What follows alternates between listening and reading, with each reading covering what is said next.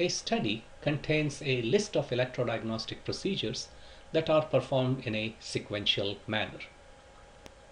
Here we have a study for the upper limb, where we begin with the motor nerve conduction study of the median nerve.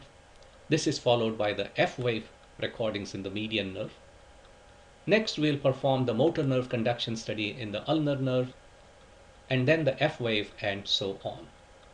Thus, a study can be created to define the electrodiagnostic procedures for a particular condition, such as carpal tunnel or radiculopathy, or it may represent the test preferences by individual users. So we can have a study representing the approach by Dr. Johnson or Dr. Smith and so forth.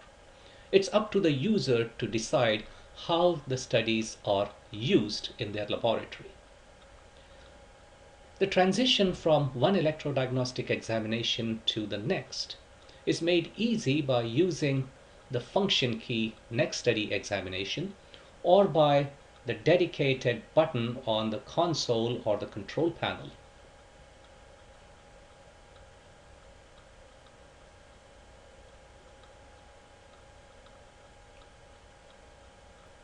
The use of studies offers several advantages. First, all necessary tests are performed in a patient. Secondly, the number of errors associated with selecting the tested side or the nerve are minimized by having a predefined list. By reducing the time for selecting examination, the time of examination or the patient study is also reduced. Let us now see how we can configure a study. And for this example, I will create a study for the lower limb examination. Click on Edit, then on User Setup, and then select Test Study Setup. If necessary, click on the Study menu button. We can see the upper limb study in the window. To create a new study, click on the New Study button. Type the name of the study, let's say lower limb, and click on OK. Note the name of the study at the top. This is followed by an area where we will add different types of electrodiagnostic procedures, and the procedures themselves are selected from the test folder shown at the bottom. Let's add some motor nerve conduction studies. I will double click on Motor NCS, and let's add the peroneal motor nerve conduction. Click on peroneal and then click on Add. Let's add tibial motor nerve conduction. Click on tibial, then click Add. I'm done with motor nerve conduction studies. So I will double click on Motor NCS to close that list. Let's add F-wave procedures. So double click on F-wave, add the peroneal, add the tibial. Double click on F-wave to close that list. Let's add some sensory nerve conduction studies. I'm going to scroll through this list a little.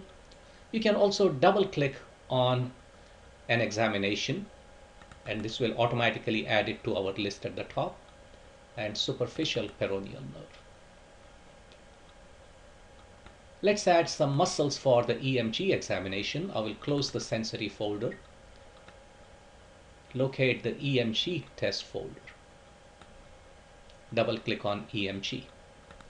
Here is a list of muscles we had created for the user. This is going to be a lower limb study. So let me start with lower limb muscles that are seen at the bottom of the list. So let's say we start with gluteus maximus, then this is followed by gastrocnemius. We will also have the tibialis anterior, abductor hallucis, and so on. If there is a particular muscle that you do not see in this list and you want to add it, you can always select it from the master list. Now all the muscles in the system database are shown in alphabetical order. Click on User List to look at the short list of muscles. Having added the muscles, click on Exit. Let us now look at the contents of our study. At the beginning, we have the motors, then Fs and sensories and so on. We can change the sequence. Obviously, we will want to have the F wave study to follow the motor. So I will click on the F wave and then move it up. Let's say I would like to have the superficial sensory nerve tested before sural, so move it up. Notice that you can also define the tested side in this table.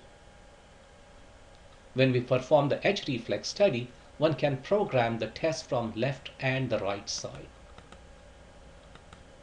If we want to remove a muscle from or a test from the study, for example the abductor hallucis, I can click on it and remove.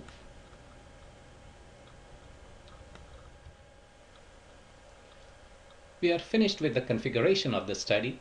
Click on the OK button. Note the lower limb study in our study list.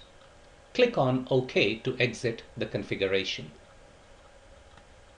Let us look at the lower limb study in our menu. It's at the bottom of the list over here. Click on it to open the contents. We can see the conduction studies programmed for the peroneal tibial nerves and so on. When we configured this study, we had selected the left side for testing. We can select the right side for testing by clicking on the right side icon. Now the same sequence of test procedures is available for the right side.